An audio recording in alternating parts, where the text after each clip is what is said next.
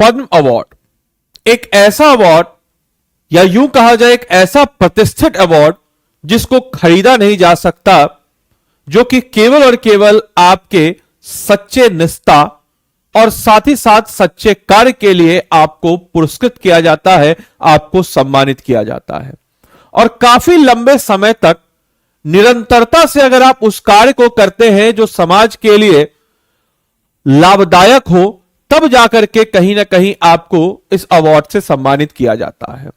हर साल पद्म अवार्ड की सूची जारी की जाती है और हर साल बिहार भी अपना दावा जो है इस पे ठोकता है।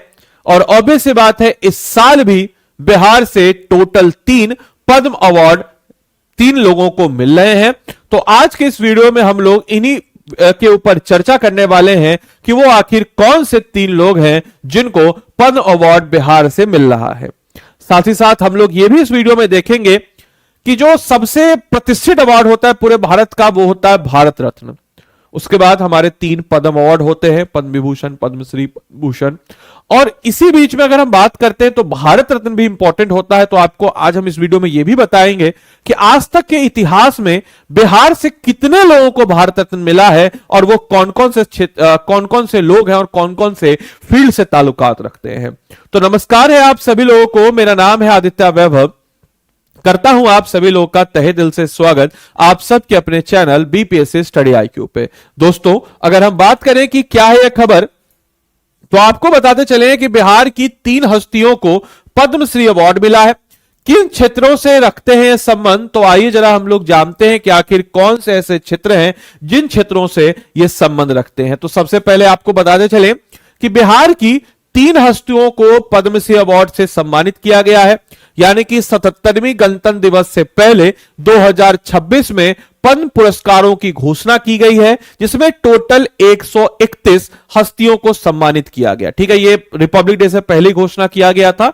न्यूज थोड़ा सा मैं आपके समक्ष लेट चलाया क्योंकि मुझे लगा कि और अन्य और भी सारी चीजें होंगी, एड ऑन होंगी, कोई भारत रत्न भी कहीं में भी हो जाए। तो खैर पिछले साल ही बहुत सारा भारत रत्न मिला था बिहार से, ऑब्वियस सी बात, तो इसलिए नहीं हुआ, तो इसलिए मैं थोड़ा इसको लेट से कवर अप कर रहा हूं।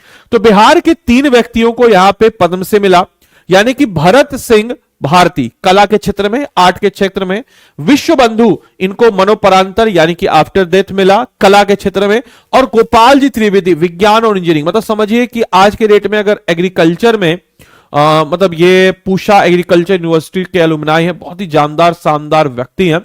मैं इनके एक आर्टिकल को पढ़ा था एग्रीकल्चर टुडे मैगजीन में, क्या जबरदस्त लिखते हैं ये, और काफी अच्छा, मतलब किसानों को कैसे साइंटिफिक होना चाहिए, कितना जरूरी है। और जो मैं कई बार आप मुझसे सुनते होंगे कि किसान जो है सोचता है कि वो केवल और केवल अच्छी फसल जो है कड़ी मेहनत से और किस्मत के भरोसे रहता है, लेकिन अच्छी फसल जो है कड़ी मेहनत और विज्ञान के तरीके से होती है। लाइन जो है इन्हीं की खूबसूरत लाइन है।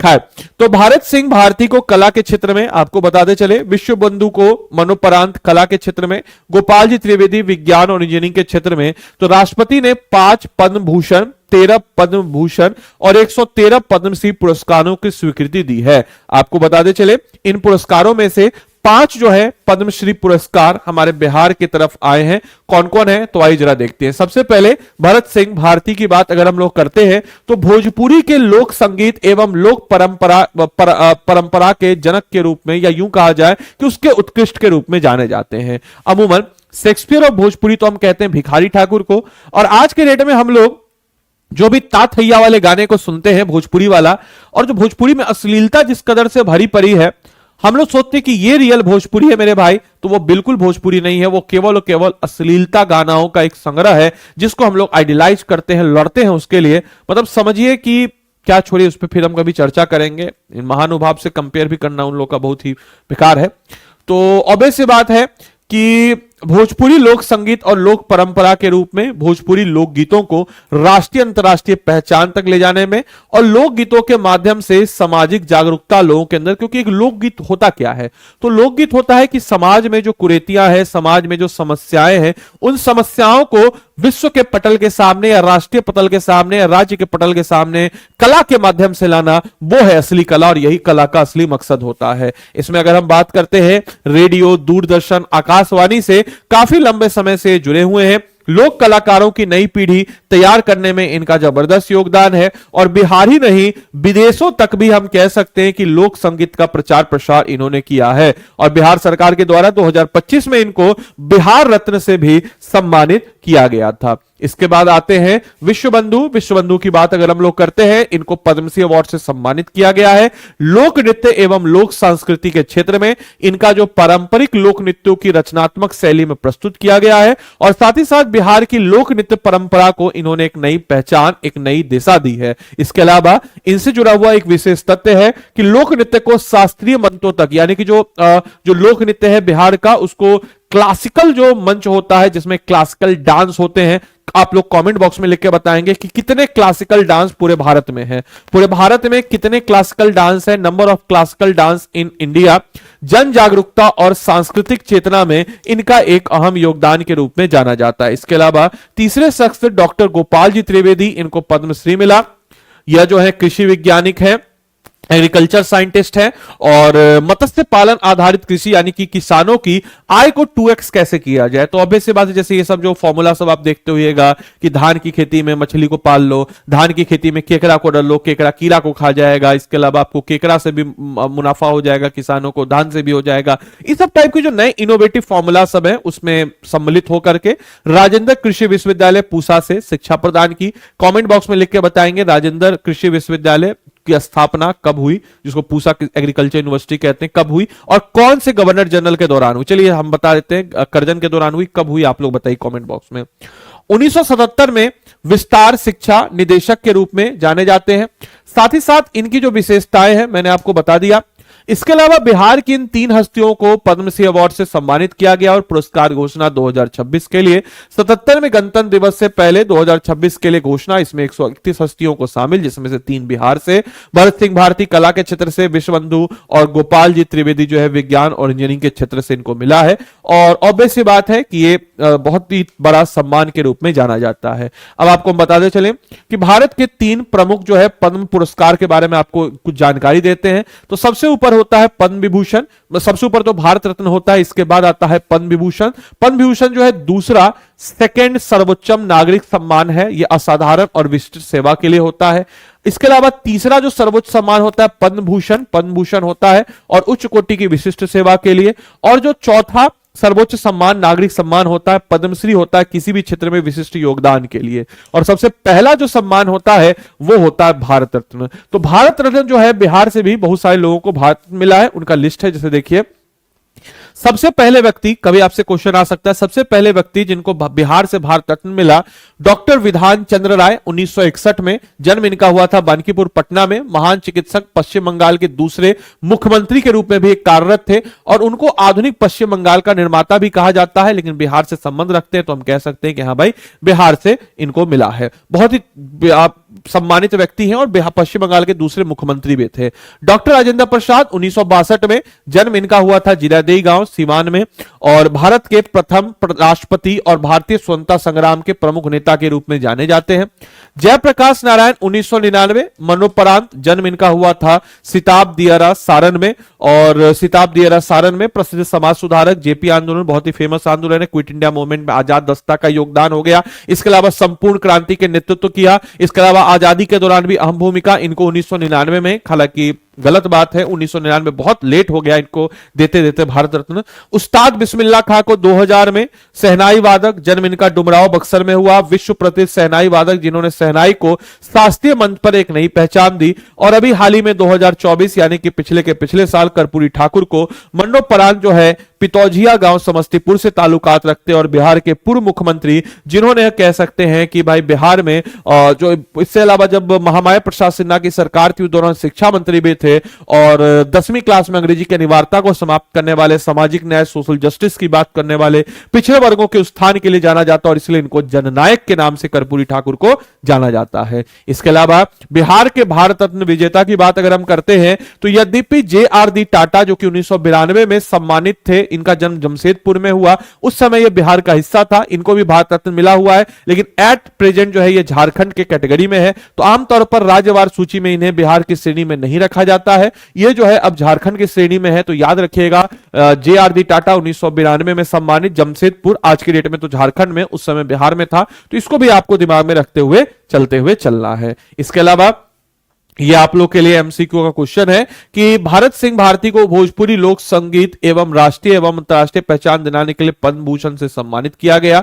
भारत सिंह भारती का संबंध कृषि विज्ञान से रहा है, उन्होंने मत्स्य पालन में कृषि प्रणाली की विकसित की है। तो कौन सा इसमें से पॉइंट सही है, कौन सा गलत है, अपना उत्तर जो है कमेंट बॉक्स में आप सब लोग जरूर से जरूर सारे बच्चे दे दें।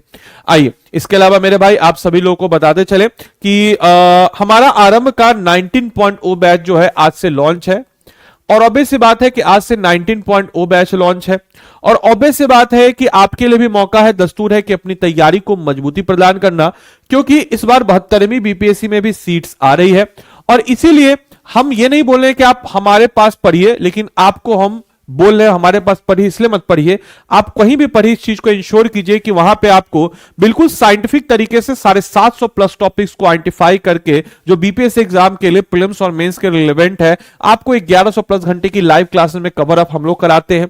इसके अलावा हम लोग जो है इस बीच में आपको 5100 MCQ practice NCERT recorded course देते हैं ताकि आपका फाउंडेशन बिल्डअप हो। और हम लोग जब बोलते हैं आपको 100% प्रीलिम सपोर्ट, तो क्या है ये 100% प्रीलिम सपोर्ट? तो यस, हम लोग देते हैं 100% प्रीलिम सपोर्ट, यानी कि सेपरेट 2 महीने का MCQ prelims batch, live prelims crash course आपको मुहैया कराते हैं। इसके साथ साथ जैसे ही आपका प्रीलिम्स कंप्लीट हुआ, हम आपको सेपरेट 4 महीने का आंसर राइटिंग बैच जो है इसी में मुहैया करा देते हैं। इसके अलावा जैसे ही आपका मेंस का एग्जाम होता है, उसके बाद हम आपको इंटरव्यू गाइडेंस प्रोग्राम देते हैं, और फिर उसके बाद जो है आपको इस बीच में हम 7 किताबों का सेट भी देते हैं। ग्रुप मेंटरशिप बाय फैकल्टीज भी आपको मिल जाता है, मंथली करंट अफेयर्स मैगजीन मिलता है, इंटरव्यू मेंटरशिप बाय मेंटर्स मिल जाता है, प्री रिकॉर्डेड फाउंडेशन बैच जो है वो भी आपको इसमें मिल जाता है। इसके अलावा 7 किताबों के सेट के अलावा मैं आपको हमेशा बताता हूं कि भले ही आप हमारे पास एडमिशन ला लें, बट कहीं भी एडमिशन लें तो इस चीज को इंश्योर करें कि वहां का GS2 कैसा है, क्योंकि मैं आपको कई बार बताता हूं कि जो प्रीलिम्स होता है, prelims is all about just like a filter,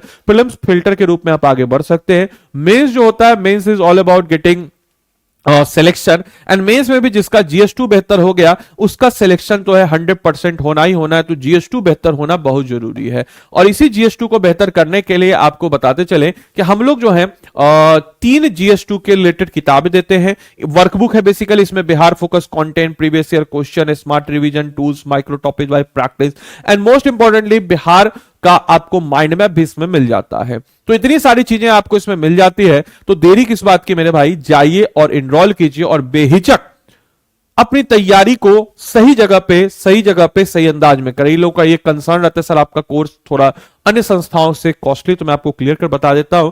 2-3 दिन पहले एक बच्चे का फोन आया था, आते रहता है रेगुलर, वो बता रहे थे कि सर एक संस्था में थे, बड़ी प्रतिष्ठित संस्था, नाम नहीं लूंगा, वहां पे जून से लेकर अभी तक हिस्ट्री चल रहा है। सर क्या मैं सिलेबस में पीछे हूं? मैंने बोला बिल्कुल आप पीछे हो। तो यही होता है कि वही वाली चीज है, सस्ता रोए बार बार, महंगा रोए एक बार। थोड़ा महंगा क्योंकि हम लोग इतना सारा फीचर्स देते हैं कि हमारा कॉस्टिंग बेहतर हो जाता है। तो अगर आप इस कोर्स में इनरोल करना चाहते हैं तो आपको बताते चले, स्टडी IQ के ऐप या वेबसाइट, इस पे आप चले जाएंगे। स्टडी IQ के ऐप या वेबसाइट पे जाने के बाद स्टेट पीसेस पे आप चले जाएंगे। स्टेट पीसेस पे जाने के बाद बिहार पे आप जाएंगे, देखिए ब्रांड न्यू आरंभ 19.0 बैच, इसमें बाय नाउ पे जाइएगा। बाय नाउ पे जाने के बाद आपको बताते चले जो भी आपका लैंग्वेज है, हिंदी इंग्लिश, जिसमें आपको किताब चाहिए उसको चुन लीजिएगा। इसके अलावा यहां पे आप क्या कीजिएगा, तो आदि लाइव, ADI याद रखिएगा, ADILIVE आदि लाइव कोड लगा देंगे। आदि लाइव कोड लगाएंगे तो आपको मैक्सिमम डिस्काउंट मिल जाएगा मेरे भाई। तो आदि लाइव कोड जो है इसको आपको लगा देना है, और आदि लाइव कोड लगा के आप इस कोर्स में इनरोल कर सकते हैं मेरे भाई। ये नंबर है 9289996924, इस नंबर पे आप कॉल कर दीजिएगा और बोल दीजिएगा कि आपको क्या चाहिए। तो आदित्य सर का मेंटरशिप चाहिए तो आपको मेरा निःशुल्क मेंटरशिप भी मिल जाएगा। इसके अलावा अगर आप डायरेक्टली मुझसे कांटेक्ट करना चाहते हैं तो this is my mail ID, screenshot ले लीजिए इसका।